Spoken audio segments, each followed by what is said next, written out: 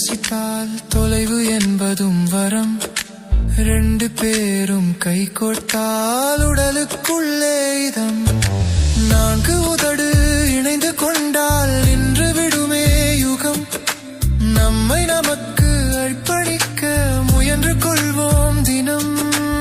உந்தன் பக்கம் நான் வாழ்ந்தால் ஒவ்வொரு நாளும் ரதம் நீ.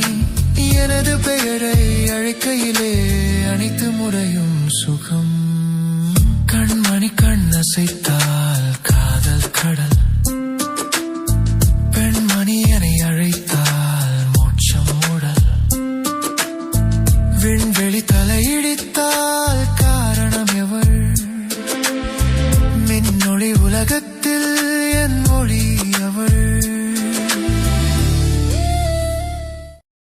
அதுக்கப்புறம் பாப்போம் யார் யார் தவிர என்ன எழுதிருக்கானோ யாருக்கு தெரியும்.